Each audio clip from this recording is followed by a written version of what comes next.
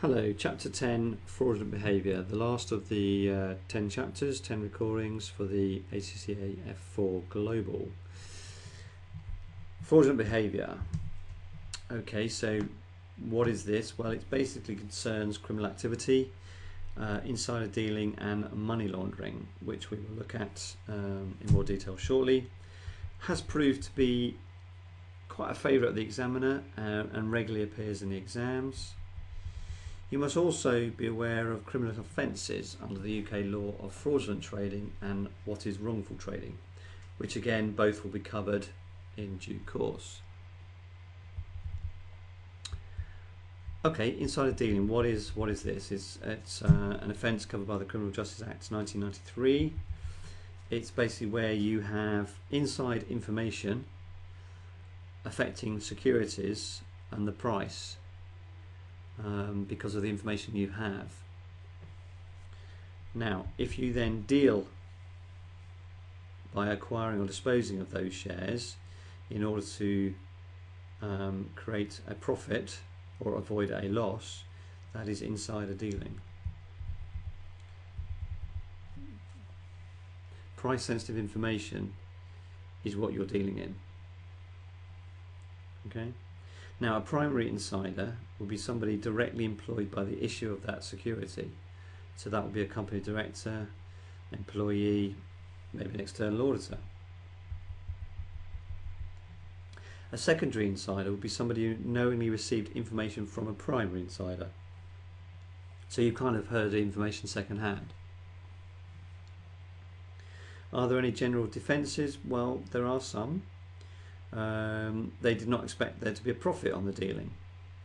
It should also be remembered that as it is a criminal offence, the burden of proof must be beyond reasonable doubt. Do you remember when we were looking at criminal versus civil and the different types of scenarios?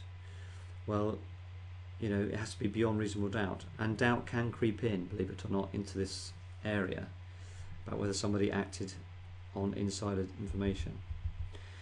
The penalties are quite onerous, imprisonment of up to 7 years and or a fine without limit. So if you are caught for insider dealing and convicted, it is not a cheap option. Money laundering. Basically, this is dealing in the proceeds of crime by trying to turn illegal money into legitimate money. There are 3 main offences: money laundering or assisting others in money laundering, failing to report your knowledge or suspicion of money laundering activities, or tipping off those involved in money laundering.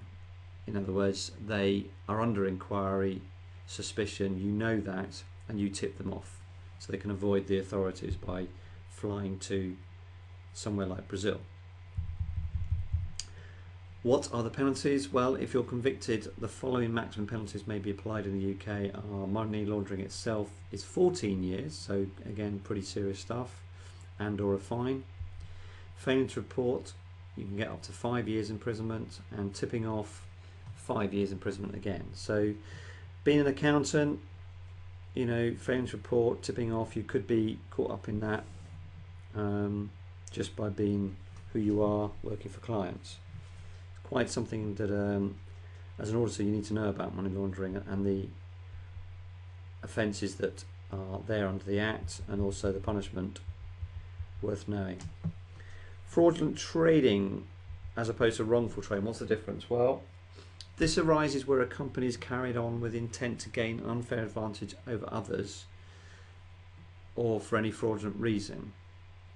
So those responsible may be held personally liable for the debts of the company and could also be imprisoned.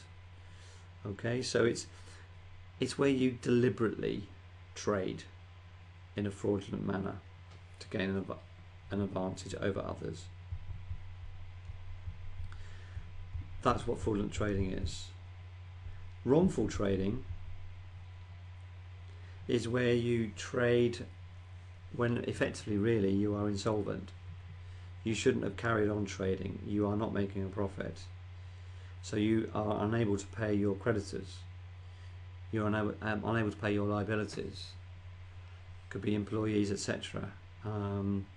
This is where directors, therefore, are personally liable. They should have known, as an agent of the company, that the business was not in a good place to be. If they made no attempt to minimise those losses, then wrongful trading is the offence. So hopefully you can see the difference between wrongful trading, which is simply trading when you are insolvent, as opposed to fraudulent trading when you deliberately trade to gain an unfair advantage. Whether you're solvent or not solvent doesn't really come into it. Okay, so they are different. That is the end of the express notes. As I said up front, chapter 1, they do not replace the course notes, which are more details. These are just a summary of key areas and give you a flavour of the subject. Good luck with your law studies. It is a lot of knowledge to learn. Not difficult, but quite a lot. And also you have to try and relate it to scenario-based questions. So good luck with your studies, and that's the end of the ACCA F4.